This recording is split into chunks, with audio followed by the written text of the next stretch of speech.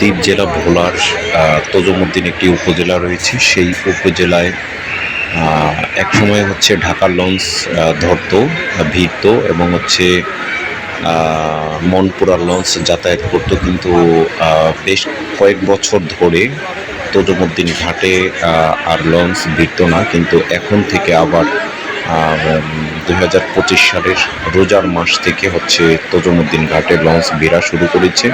এটি হচ্ছে তজুমুদ্দিন লঞ্চ ঘাট। এখান থেকে লঞ্চগুলো হচ্ছে ঢাকার একটি লঞ্চ এখানে হচ্ছে অবস্থান করে এবং লঞ্চ ভিড়ে এবং হচ্ছে সকালে মনপুরায় একটি লঞ্চ এখান থেকে সি ট্রাক যাতায়াত করে।